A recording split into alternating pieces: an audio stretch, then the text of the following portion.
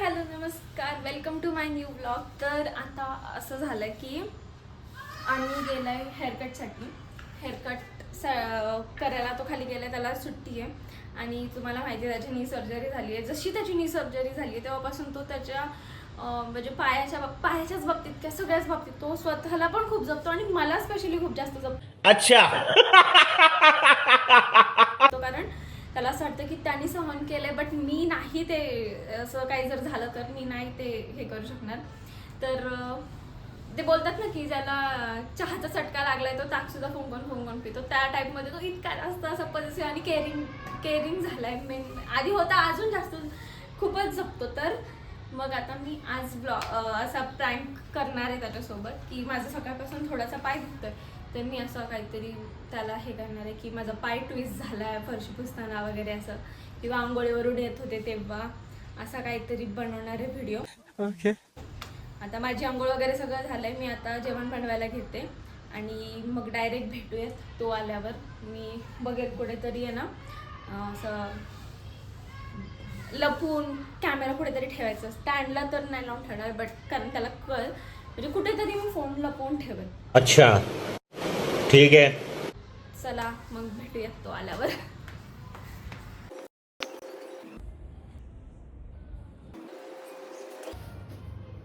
मला वाटलं आणि आलाय पण पार्सल आलंय. 1 मिनिट.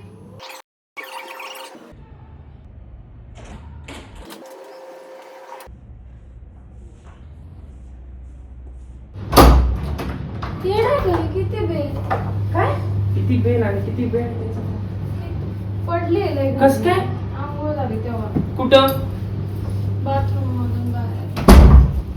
यार मला वाटत होतं तो एका दिवशी आपटशील खरंच. टेस्टच झालं जागेवर. बॉम्बला पण लहान आहे. अरे राव बाबू तू काय येडी अरे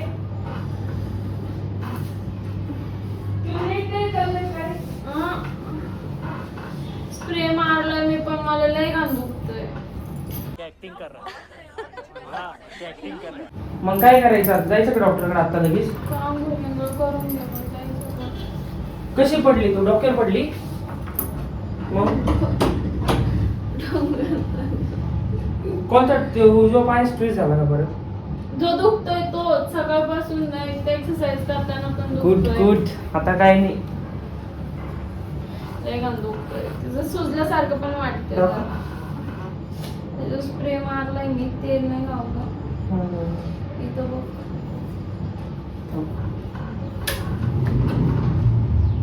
म्हणजे डायरेक्ट जागेवर ट्विस्ट झाला. झालं जा आराम कर ना. मग कशाला इथं बस? कशाला काम करायचं? पडायचं ना बेडवर. मी काही करू नाही शकत ना. आराम करतो. होय पाच जेवण मी बनवतो. पहिले डॉक्टरकडे असतील का? हा कुठे जायचं? सर्च कर ना. गुगलवर सर्च कर. हाडाचा डॉक्टर सर्च कर. नीचा डॉक्टर सर्च कर. एक्सरे काढावा लागेल. आता एक्सरे इथं कुठं काढणार? इथं कुठं काढणार एक्सरे वगैरे आपण? म्हणजे आपल्याला थोडी काय माहिती आहे. अरे मग दवाखान्याची गर्दी म्हणजे हेडी. अरे काय करतोय आता? पाणी ठेव पहिले, आंघोळ हे करून पहिले जाऊन येऊ डॉक्टरकडे आपण.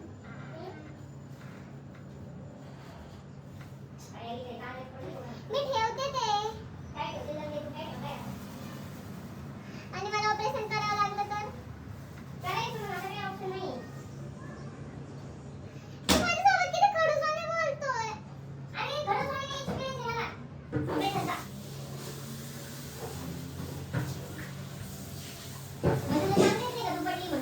आता तुला कोणाला सांगत बसू? तुला अर्धी कटिंग घेऊन येणार होता का? मग पण आम्हाला हे वाटत होतं राव. तू नवीन असताना कुठं करणार?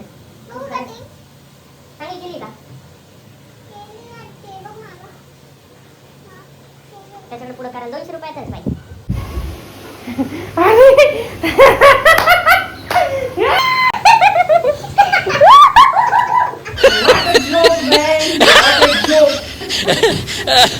What a prank!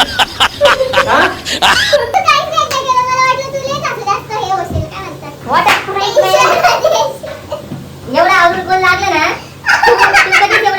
ऐकणार नाही. तू पहिले बोबट आहे. आणि मी पडली तुला काही वाटतच नाही. काय काय काय काय भाई जाऊ दे. ते मला कळलं होतं. तुझ्या मस्त आवरून बसली ना. आता मग त्याच्यात थोडी बस. पण असते एखादं. बरोबर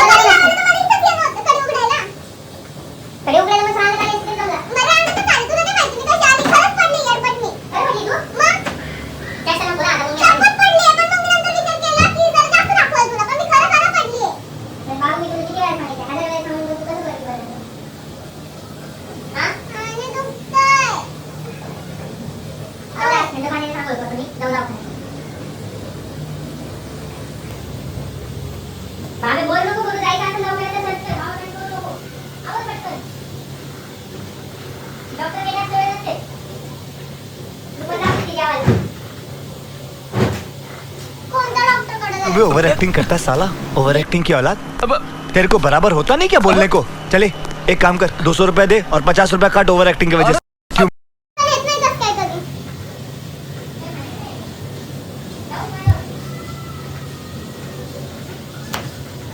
पटकन सांगा बाबा त्याला आला तर मी पडलो ना म्हणून बोलत आहे. काय करायचं सांग? कसलं? पाणी ठेव गार पाणी का करतोय?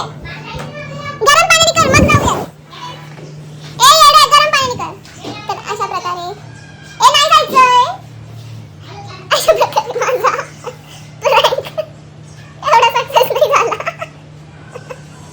ऍक्च्युली मी आवरून झाल्यानंतर मला सुचलं हे खरंच त्याच्या म्हणण्यानुसार मी एकदम अशीच बसायला पाहिजे होते पारुशासारखं. मग त्याला जास्त विश्वास बसला असता. मग बाबू कसं वाटतंय फेल प्रँक करून? हां फेल झाला ना इझिली. तुला काहीच कसं काय नाही वाटलं पण? अरे पहिली गोष्ट तू जर पडली असती तर मला माहिती तू 50 फोन केले असते.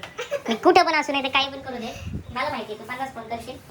आणि ते एक पण फोन नाही गेला की तू पडली आहे म्हणून. अरे पण असं तू बाहेर गेला आता अर्ध्या कटिंगमध्ये तर जरी पडले तरी असं काही एवढं लगेच असं हे फोन करून नाही पण तू घरी तर येणारच होता ना. पडल्यानंतर कोण एवढं सजून धजून बसत नसतं.